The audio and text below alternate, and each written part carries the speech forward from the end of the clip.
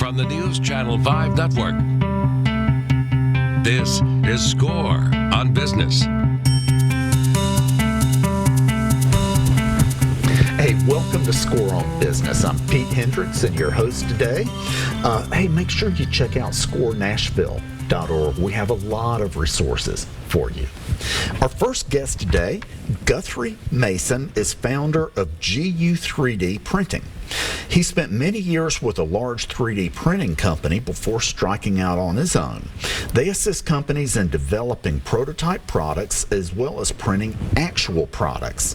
They worked a lot with Dale Lott, and Dale is one of our consistent one of our consistent guests on the show, and they worked with him a lot, and he referred them to us, which tells me a lot in itself that he thinks highly of you. So thanks for being here, Guthrie. Thank you for having me. So what is 3D printing and how can it help entrepreneurs succeed? So that's the number one question I get is, what do you do? And it's the hardest one to explain. So people don't realize that for every product that's out there, more than likely there was a prototype. Right. And that prototype was done by 3D printing, and that's what I do. So when you speak in terms of entrepreneurs, that's anybody that's coming out with a product, they want to go through somebody like me. So I save them the steps of all the beginning work is done through me. So from development and design all the way to ready to go to the market. So it also saves mistakes a ton. So it used to be that having prototypes made cost a bunch of money. I'm talking real money. How has 3D printing impacted that? As it's become more common, of course, you've got in-house 3D printing and industrial, which is what I do. The prices have dropped because it's more accessible to people. So there's different types of printing, and each one comes with a different cost. So you can start as little as $20, or you can go as high as $20,000. So it just depends on what you're trying to do or accomplish with it. Yeah, but for you know, this show focuses on entrepreneurs and small businesses in Middle Tennessee, and you know, so people come up with an idea. As a matter of fact, we can talk about one that I have. I'm in the shaving business and looking at making a razor. So let's just talk through that. Everybody can envision a razor that they would shave with. Talk about that. Sure. So you more than likely went through a couple phases. You found a razor that was similar to the one you like, and you thought, okay, this does what I wanted to do, but it's not something.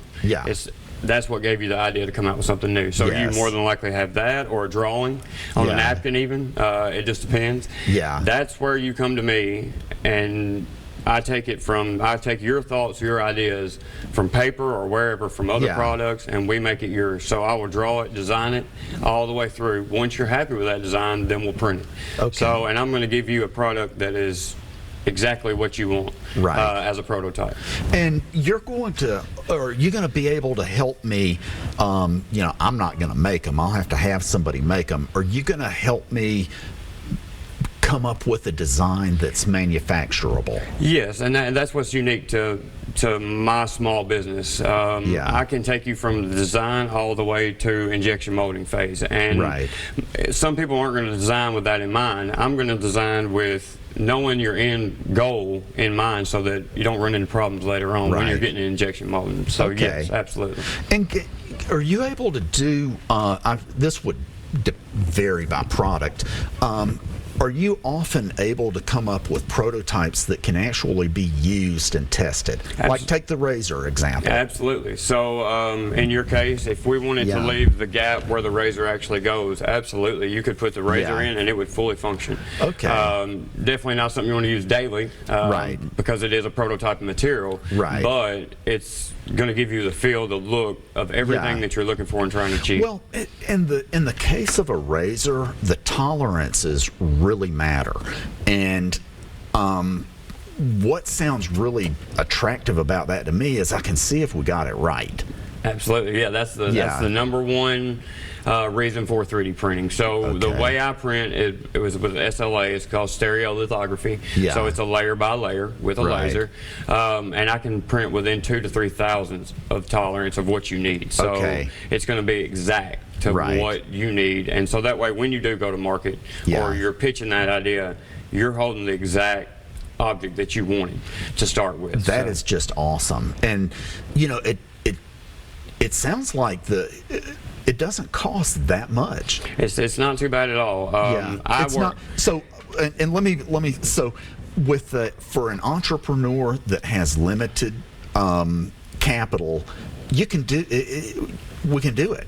Yeah, oh, absolutely. Now, some of the larger companies aren't as specific to the story, and I went out on my own for that. Yeah. So to be a part of guys like you's story. So even being an entrepreneur, my goal was to help other entrepreneurs. So that's why I started the business. Oh, so I love it. We can work from ground up. We can work all the way through it. So and it's definitely affordable for you. Yeah, and you also work with big companies as well. Absolutely. So tell us a little bit about, I don't want to get ahead of myself.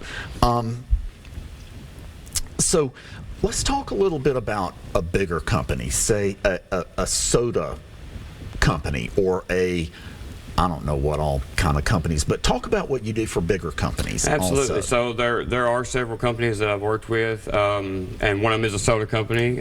For instance, a bottle came out of a new product.